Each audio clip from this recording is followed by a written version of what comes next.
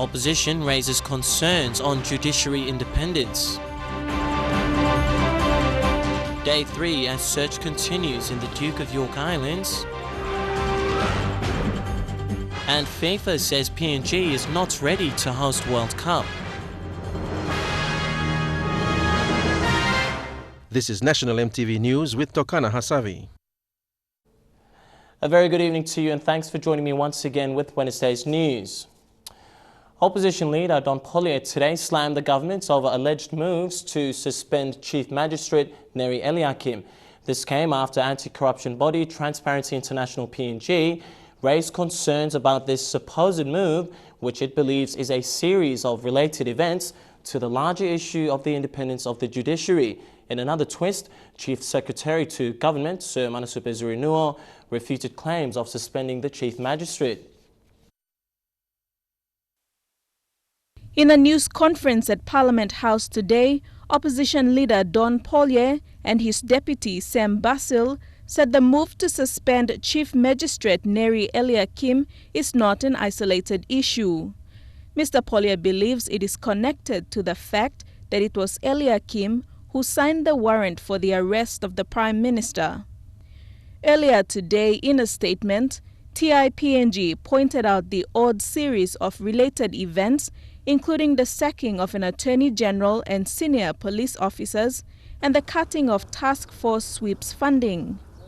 While the anti-corruption body admits that the Chief Magistrate is not above the law, it is calling on the Attorney General to think carefully before taking any action that could be seen as impinging upon the independence of the judiciary. In the meantime, Chief Secretary to Government Sir Manasupe Zurinuo refuted claims by social media that he suspended Chief Magistrate Eliakim. He did, however, receive a detailed document from the magisterial services comprising of 9 allegations against Eliakim. Sir Manasupe also clarified that he had no authority to suspend her. He has gone through the complaints and has referred her to the Office of the Attorney General. The Chief Secretary added that this has nothing to do with the Prime Minister or the events that are unfolding with him. He said it just so happened that this referral occurred at this time, coinciding with the unfolding of events that are currently before the courts. Deli Waigeno, National EMTV News. A vote of no confidence looms as Parliament sits on the 27th of this month. Opposition leader Don Pollier indicates there's a possibility and urged all leaders to make the right choice. He's seeing numbers building up in different factions but did not reveal whether the opposition will have the numbers to move a vote of no confidence. The opposition is likely to table a motion on vote of no confidence, but the question is, will it have the numbers to do so? Opposition leader Don Pollier, in a news conference today, stopped short of giving any details of the opposition's plan. But he has noticed the numbers game already been played in different factions. We might be a tiny number, but we're always ready to stand up for the people of this nation as we have illustrated so far. The onus now is on the government side to make this 10. And my challenge to them is they need to make this sense this coming Parliament session because the opposition is ready to overthrow not just this government, but especially the Prime Minister who is destroying this country. The Supreme Court, in its decision recently, nullified amendments to Section 145 and 142 of the Constitution, which require only 11 signatures to sign a motion and not 22 signatures. This means a vote of no confidence against the Prime Minister Peter O'Neill is likely to happen in the October or November sitting of Parliament. Pollier maintains still that the Prime Minister Peter O'Neill should step down from office. I'm a warning to everyone in this nation here. If we allow wrong to perpetuate, the perpetrators continue to be kept and not jailed and not addressed by the rule of law.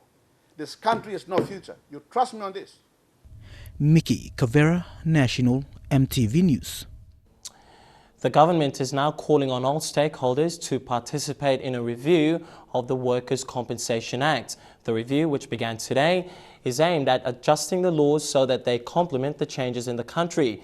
Labour and Industrial Relations Minister Benjamin Popanawa says penalties for non-compliance by employers also need to be increased.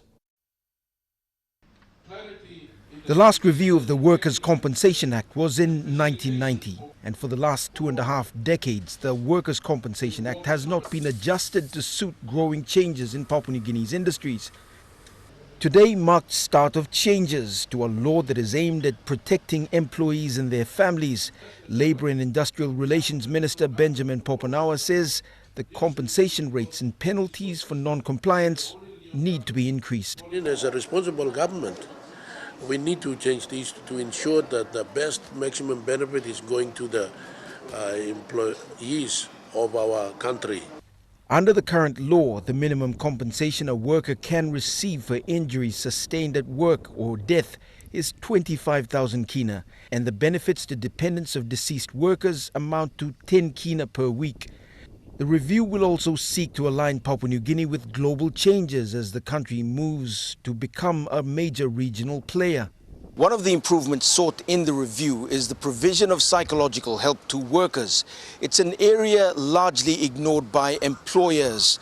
After the review, the Act will be taken to Parliament for passing. Scott Waide, National EMTV News, Lae.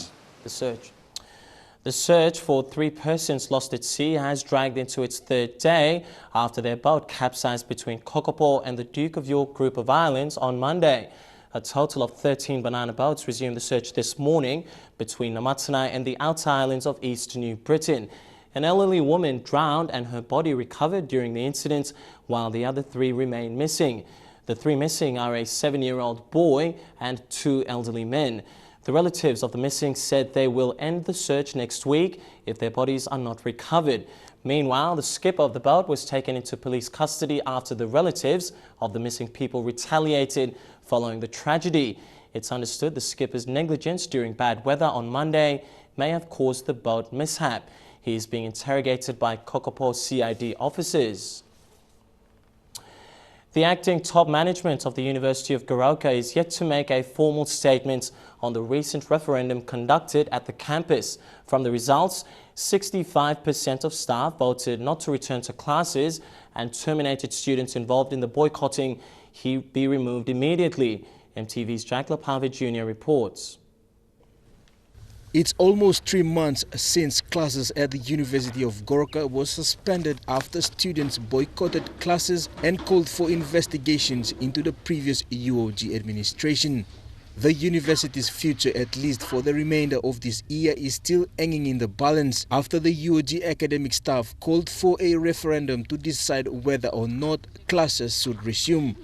From the results received by MTV, 65% have not started teaching but will do so if terminated students, SRC executives and other suspended students are removed from the campus. 34% of the academic staff have already started teaching regardless of the current scenario. Out of the 166 staff, 105 voted while 61 decided to abstain from voting. The Student Welfare Division of UOG have confirmed the results and says the acting top management of the university will make a formal statement on the referendum results. Meanwhile, the acting top management has advised MTV that a collective decision will be made after a meet that is scheduled not later than the end of this week. Classes have started at a slow pace, with students seeing friction between a portion of the academic staff and the acting top management. Jack Lapave Jr., National EMTV News. Among more stories coming up after this break, police brutality. Also, One Lake community promotes the SME business, and Ediranu warns illegal water users. Stay with us for those stories and more.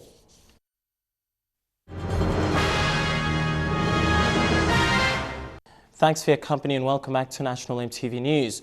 Police brutality is a problem that belongs to the constabulary.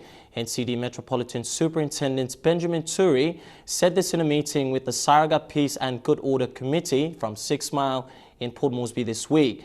The announcement comes as NCD's top cop made changes to police station commanders, holding them accountable for the actions of their officers. Police harassment, now problem police.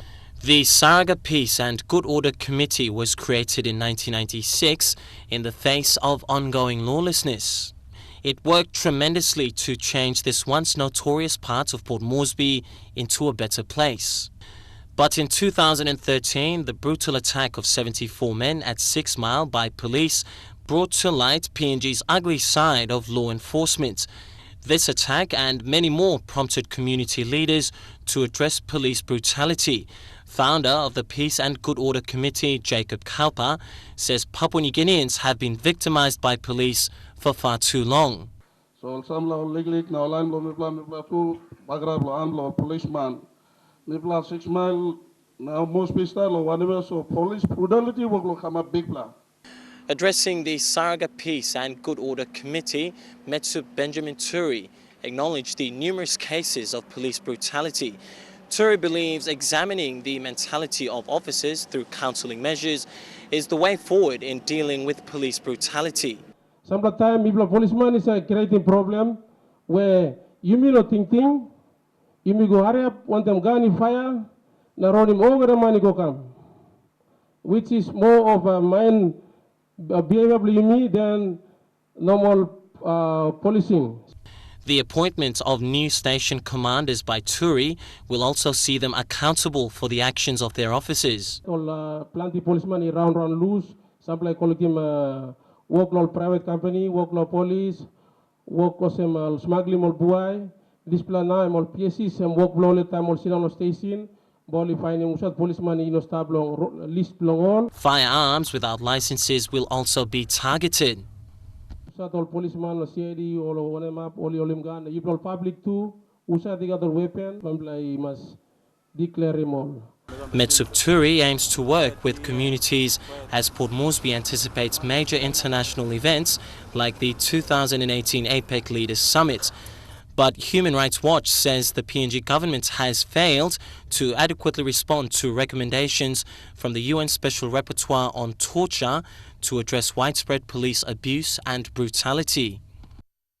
Well, NCD Metsup Benjamin Turi also encouraged Port Moresby residents to write a complaint when harassed or abused by police personnel. You walk around, you look at a policeman, around walking bigot. You report him to station, come to super admin, come to office plumbing. You talk him straight or say me, but we go look him Metsup, we go look station commander, we go look him super, and we cut him you because you come look him also you must same time duty blah or write him statement. Now you carry me come to the same time. A community in Lae City has begun promoting small to medium business development. Trade, Commerce and Industry Minister Richard Maru, who has been vocal about Papua New Guineans owning businesses, attended the event held in Lae's tent city. SME community events continue to show that Papua New Guineans around the country want to own businesses, but most need more government support. Community shows promoting small to medium enterprises like this one held in Lae's tent city shows the businesses developed by Papua New Guineans. But the general sentiment amongst most florists and poultry business owners is more government support is needed. The challenge for the government is to make sure in our annual budgets from next year and onwards, the government must not talk about SMEs. It must put the money where its mouth is. In countries like Malaysia, the government allocates $19 billion a year in developing SMEs, while Papua New Guinea's government allocates 100 million kina. It's got the highest unemployment in the world. Trade, Commerce and Industry Minister Richard Maru spoke out about the social issues created by unemployment and the ever-increasing number of school dropouts looking for jobs. Much of the problems of crime can be curbed by creating jobs. The SME sector is key to doing that. But the growth of the sector hinges on the support that can be given by the government. We're going to start up 50,000 companies a year. We need to do more. in terms of providing funding to support our people to take up business opportunities and to grow the existing businesses. So I think the people are ready. It's government that must now make the funding available. According to analysts, Papua New Guinea's economic growth hit its peak this year. It was reported to be next to China's, one of the fastest growing economies in the world. However, that growth needs to be translated into Papua New Guineans owning their businesses and keeping the cash flow within the country's economy. 80% of Papua New Guineans don't own a bank account. Less than 10% of the population live in houses with electricity. And another 40% is struggling to have at least a 2 kina in their pockets every day. Bethany Harriman, National EMTV News, Lae. Lae's Angao Hospital will be using 2 new wards built under a partnership program with the Australian government. It comes following ongoing improvements that Angao Hospital continues to carry out in its 10-year redevelopment plan. MTV's Colin Barilai reports. The opening of the new wards is part of Angao's 10-year development plan that involves the refurbishment and construction of new hospital buildings. By 2016, construction will begin on the first lot of new buildings for the new Angao Hospital. These wards, although new, will provide temporary relief for the hospital's operations until the construction happens. Whatever you see here and all this will be gone. A whole new hospital will exist. Inside, the beds and cubicle placed in an air-conditioned room. This successful project has been the result of Angao Hospital's partnership with the Australian government. In challenges we face here, I faced in many hospitals. The only difference here is now we're working with not only the governments of Papua New Guinea, but also the governments of Australia in the province. 3 years ago, Angao was a hospital in crisis. Termites were eating up the buildings and patients were sleeping on the corridors. It took some political will and high-level intervention from the Prime Minister before things started moving. Angao Hospital continues to be a referral for people in the Moraba province, and with the increased daily patients, calls for improved health services. Now, the 2 wards opened today highlights a 10-year development plan for Angao's patients and staff. Colin Barilai, National EMTV News, Lae.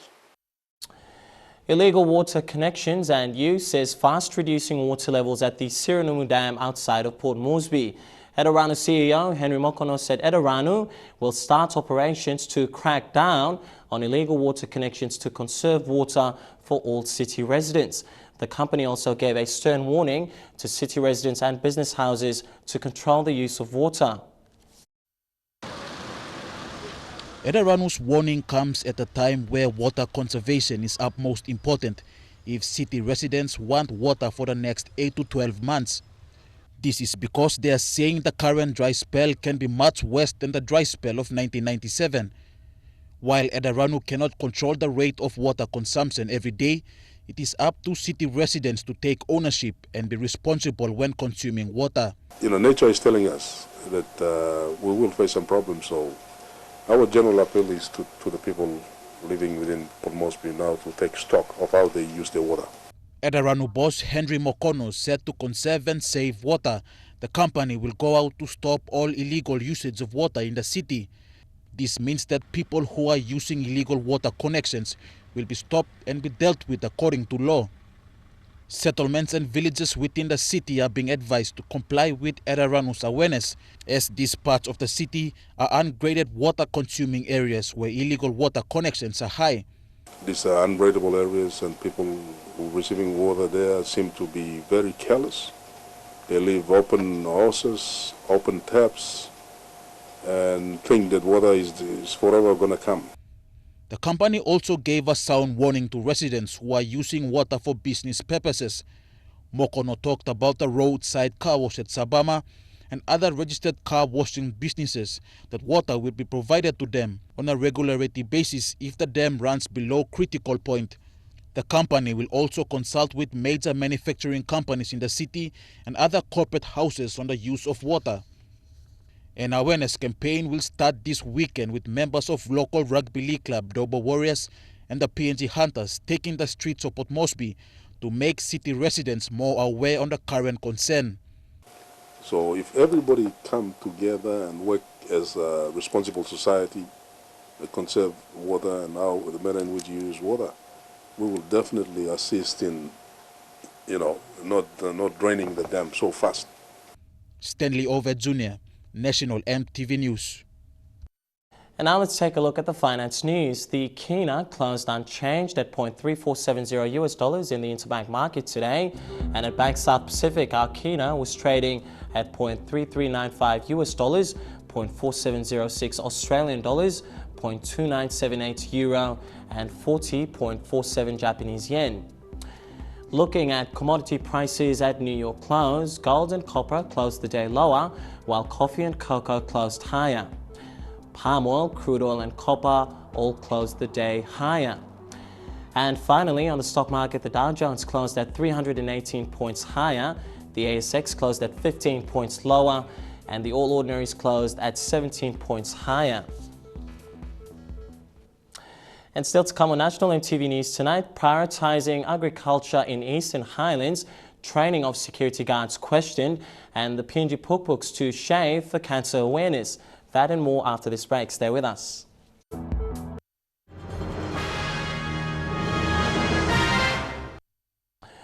Welcome back to the news. The recent ban on imported agriculture products was applauded by many people, but how long the ban will remain is still unknown. Eastern Highlands Governor Julie Soso says the ban will give an opportunity for local farmers to increase productivity. Eastern Highlands is prioritising agriculture and is looking forward to launching its first agriculture depot in the province. The province has spent 1.8 million kina in the 2014 Provincial Services Improvement Program funds on agriculture. The recent ban on imports of agricultural products, which can be produced locally, is welcome news for the province. But Governor Soso says whether the ban will last remains a question. So far, the province is focusing on the production of carrots, cabbage and sweet potatoes. She made these remarks when presenting the 2014 Provincial Services Improvement Program funds to the Department of Implementation and Rural Development today.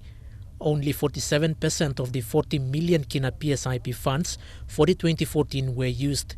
The remaining money is recurring into the 2015 budget. Governor Soso said the remaining amount for the 2014 budget was not used because of various court cases and the battle for the position of provincial administrator. DIRD Director Paul Sahi says Eastern Highlands has a good track record in submitting acquittals compared to other Highlands provinces. Quinton Alomp, National EMTV News. Heads of local security firms around the country are questioning the MOU signed by Black Swan, G4S and Guard Dog Security for training of all security companies. They say no proper consultation and notice was given to other security firms to be part of this. The heads of national security firms want a standard of training for all organizations, as security will be a concern leading to big events hosted by Papua New Guinea. Training of security personnel is again being put under the spotlight after leading giants in the industry agreed to run training for officers. This afternoon, heads of nationally owned security firms gathered at the Lamana Hotel and questioned the recent agreement by Black Swan, G4S and Guard Dog Security. They say fair opportunity must be given to other players in the industry to allow a standard of training across all firms. We want to see a neutral institution or a venue by which, including their officers, our officers, together get there and get trained. Pacific Corporate Security founder and managing director Jacob Cowper says foreign-owned security firms must not bulldoze decisions in the industry but allow local firms to add value to the country's security affairs. And definitely we would like to again ask the chairman and the industry and even Papua New Guinea government to look into it and review that decision. Because definitely it's going to affect the 30,000 men and women, I don't know, only minority employed by district companies, but the bulk we've been employing. The heads of the security firms say they are not pushing aside the big players, but having proper training to fully equip a guard. With this new bill that occurred with the 2,000 kina per guard, a lot of us nationals are feeling that we're not being protected by the government and the SIA. It's a bit one-sided to foreign companies. A second meet is scheduled in 2 weeks' time. Ask all you national owners out there, come along. It'll be in Port Moresby for the meeting, so we can air our frustration to the commissioner. It should be a more equal playing ground for national companies. And recently, Police Commissioner Gary Bucky said all security firms in the country must be fully trained to meet world standards. It must be guards that are properly trained, all right, properly trained, so that you know that there is guarantee on the kind of activities that they'll be able to. They understand what it relates to security. Jack Lapava Jr., National EMTV News. Well, Facebook has just announced its first project to deliver internet from space. It's the latest move in a new technology race that is gripping many of the world's biggest tech companies. 4 billion people still do not have access to the internet, and Facebook is looking to outer space to try and connect them. This is the Amos 6, Facebook's latest salvo in the race to bring the internet to the entire world. Facebook has partnered with French telecoms company Eutelsat to share all the broadband of the Amos 6 satellite. You can see here the bits in dark orange are exactly where this particular satellite covers. Now take a look at the exact same map. This shows internet usage in Africa. The darker colours are the higher number of users, so you can see just how sparse it is. Put all that together and the need for this technology is very clear. We believe that connectivity is a human right. The Amos 6 is the latest feature of a broader Facebook-led initiative called Internet.org, a project to connect the 4 billion people globally who still have no internet access. Behind the altruistic campaign is a clear business message. If you're telling me that you're going to connect 1 billion people into Facebook that potentially didn't have it before, it's great that those people will have that access, but this isn't like water, right? I mean, this is something that you're absolutely going to be able to monetize, and I suspect that the people that are holding Facebook shares that want to be optimistic about Facebook will be looking at this very carefully. The challenge of connecting remote areas like Africa has galvanized Silicon Valley into action. Google is building more than 1,000 kilometers of fiber for broadband in Uganda and Ghana, an initiative known as Project Link. And Microsoft is exploiting a new technology, the gaps between TV channels, unused spectrum known as white space. We think TV white space is the type of technology that can help to get that last few billion people in the world connected. Still, in the quest to provide internet access to that last few billion, space is emerging as a leading candidate. Elon Musk's SpaceX will be launching the Amos 6, and that's alongside Musk's own plan to launch a network of 4,000 broadband satellites within 5 years. In June, Richard Branson's Virgin Galactic also announced it was funding SpaceX rival OneWeb to create a similar network. In the internet space, we've moved very, very fast over the course of the past years. I expect that's only going to speed up, and right now this is the big shiny object. We should be talking about it. Facebook's big shiny object is still under construction, set to launch next year. A small step towards a new frontier for the World Wide Web.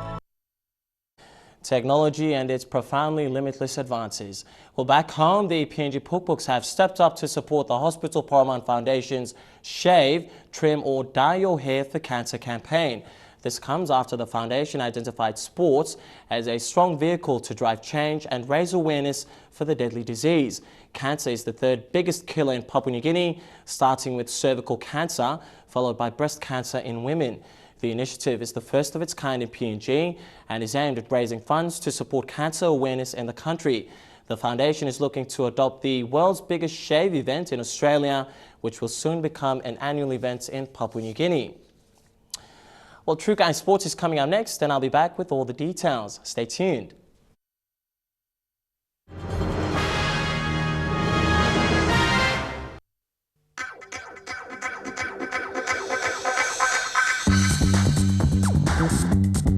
True Guy Sports.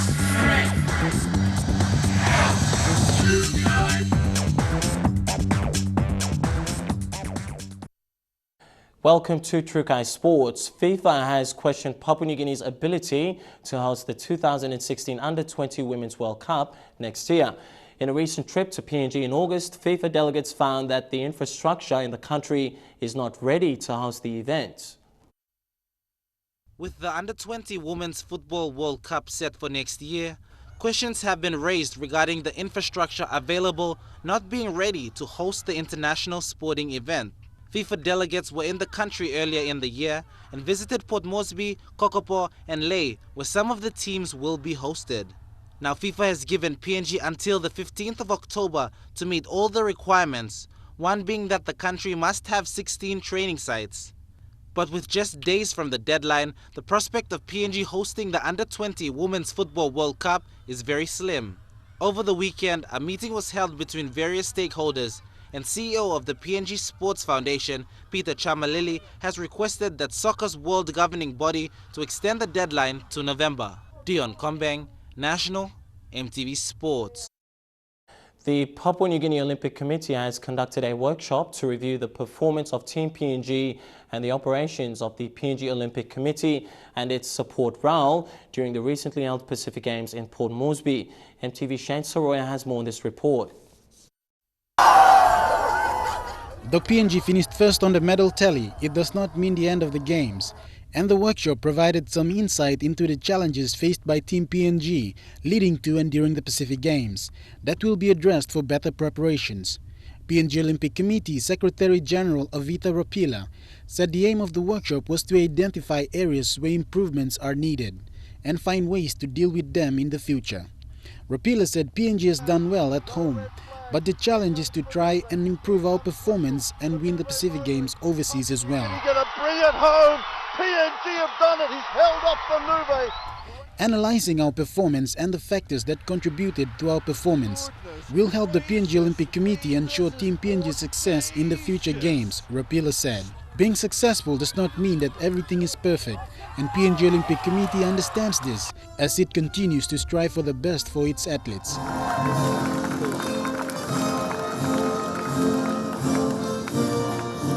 Team PNG Chef de Mission for the 2015 Pacific Games, Richard Kasman, said the success of Team PNG this year was because of the great effort that everyone put in as well as the unprecedented support from the government, sponsors and other stakeholders as well as the people. Kasman said PNG must maintain this working relationship in order for it to be just as successful in the future games. The workshop was attended by a mixture of coaches, managers, general management and president of National Federation from individual and team sports. PNG Olympic Committee will also review recommendations that come out of the reports from all the coaches and managers of Team PNG. The workshop was the first in a series of exercises that are being conducted by PNG Olympic Committee that will ultimately contribute to review of the organization's 2011 to 2015 strategic plans. Over the coming months, the PNG Olympic Committee will be engaging with its various stakeholders for input into the overall strategic direction of the organization. Shane Soroya, National, EMTV Sports.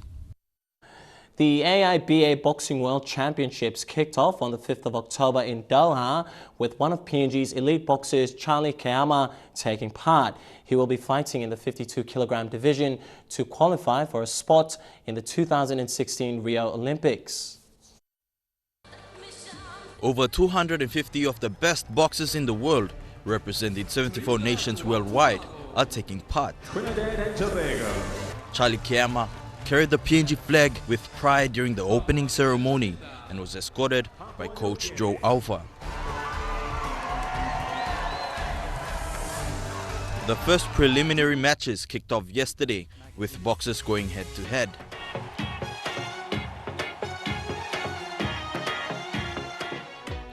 Charlie will compete in his first bout this evening against Koyun Sogohomonyan from Armenia.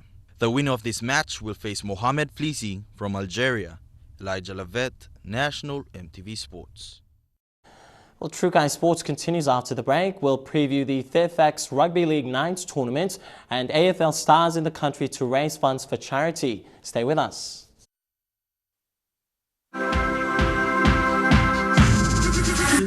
Trukai Sports. Good to have you back with Trukai Sports. The Fairfax Tropical Nines Rugby League tournament is set to kick off this weekend with over 50 teams registered in the competition, with a total of 150,000 kina in cash to be given away in prize money. The tournament's main objective is to carry out cancer awareness using rugby league as a driving tool for awareness. EMTV's Rafaela Kaure with this report. The Fairfax Rugby League tournament will kick off this Sunday, the 12th, and run through to the 16th. President of the Fairfax Nines Rugby League, Andrew Oli, said this tournament is to raise funds and awareness of cancer to donate 20% to the children's wards and cancer wards at the Port Moresby General Hospital. Every death is blamed on sorcery, but we reckon cancer could be one of the major causes of death in the rural areas. So we'd like to get the message out to the public, especially in the rural setting. Cancer is real. You can avoid cancer. You can get treated early if you make that effort to get screened. So Fairfax is going hand in hand with the Cancer Foundation to make sure that our programs trickle down to the rural areas. 50 teams have registered, with 44 men's and 6 women's teams. The teams have been divided into 4 pools. They will play in 3 round-robin format.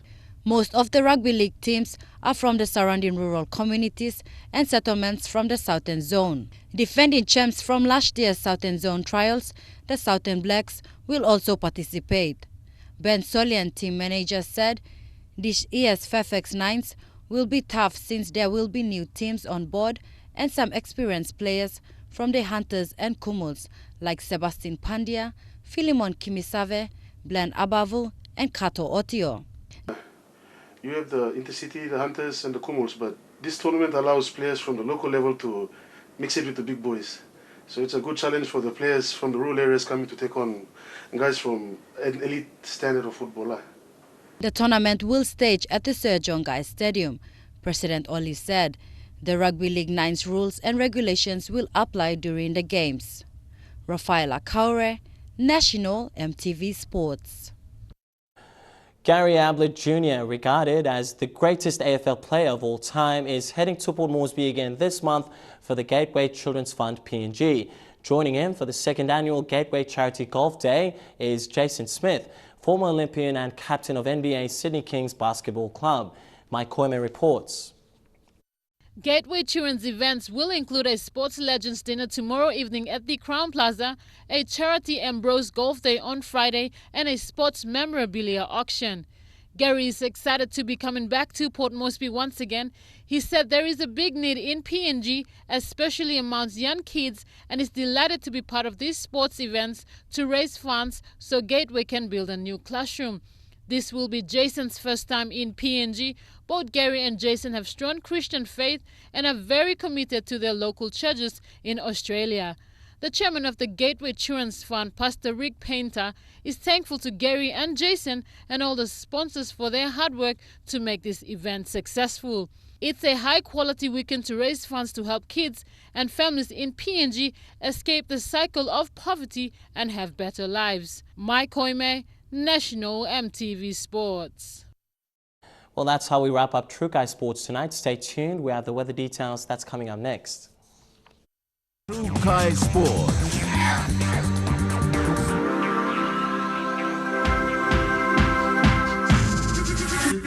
Trukai Sports.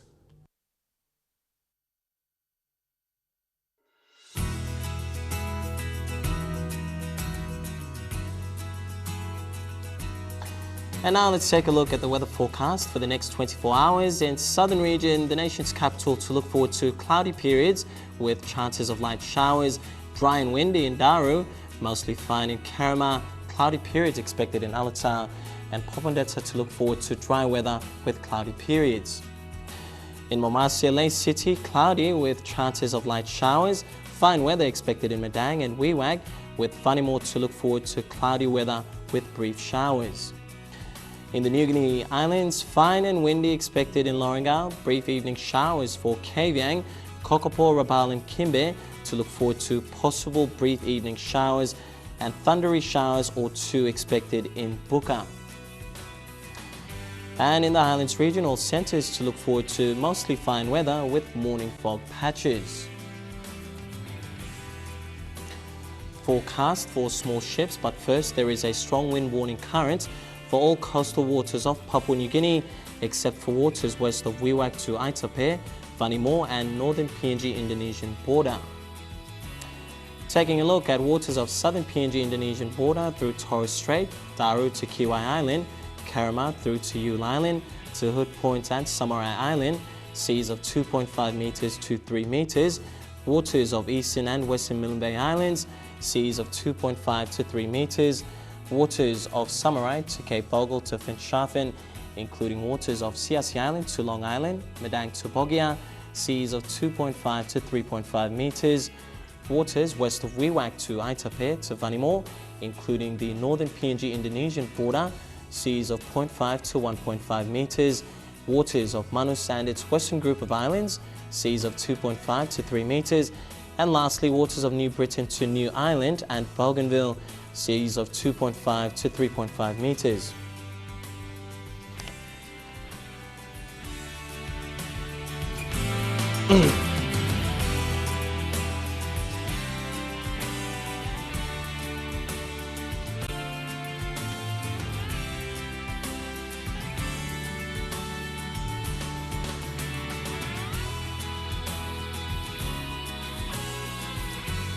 Let's check out ocean forecasts for PNG areas. Coral Sea, seas rough with southeast winds at 25 to 34 knots. Solomon Sea, seas rough with southeast winds at 25 to 34 knots.